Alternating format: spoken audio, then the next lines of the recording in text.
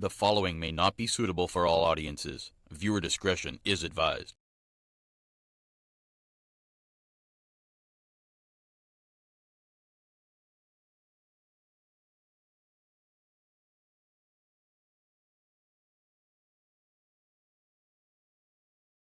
A High Court judge has maintained that he would go ahead with the retrial of the man accused of murdering 4-year-old Amy Emily Annamunthodo, even as his attorneys requested that it be put on hold pending a final appeal to the Privy Council.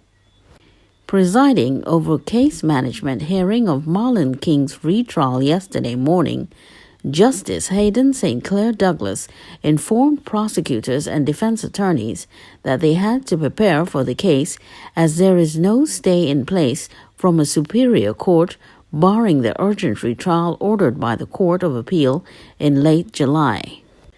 During the hearing, King's lawyer, Peter Carter, who represented King in his successful appeal, said that while he is in the process of appealing the appeals court decision to order a retrial, he has not sought a stay of decision pending the determination of a final appeal.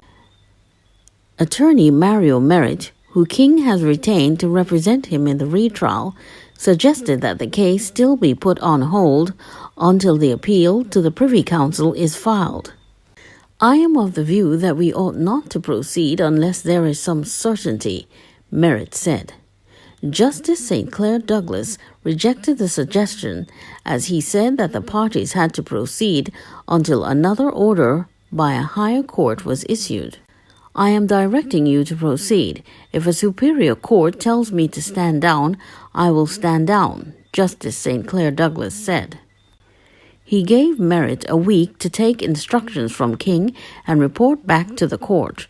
King will also reappear before Justice St. Clair Douglas on May 29.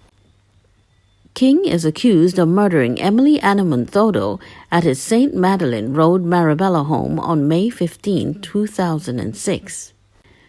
Medical reports show that Annamunthodo was burnt with cigarettes on her genitals, inner thigh and forearm an hour before she died.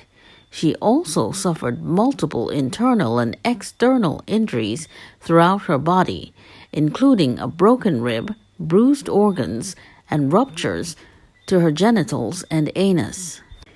In their decision in late July, appellate judges Alice York Suhan, Mark Mohammed, and Malcolm Holdip ruled that former President and High Court Judge Anthony Carmona made several errors when he presided over King's trial in 2012.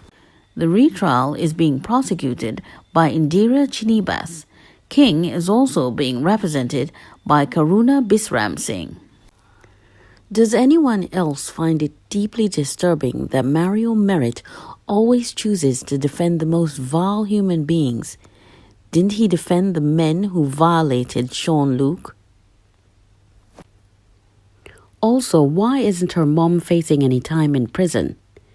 As well as the best friend who was there on the night that she died, who witnessed this child being beaten after she was tied to a door by her hair and punched at least 30 times?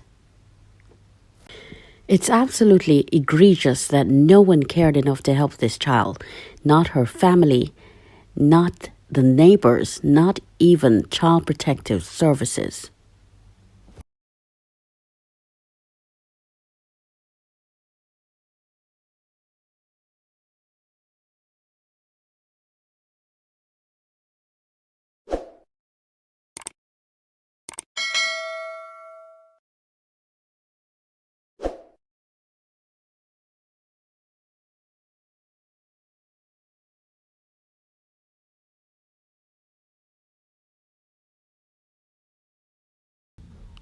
Relative to be charged with baby Sariah's demise.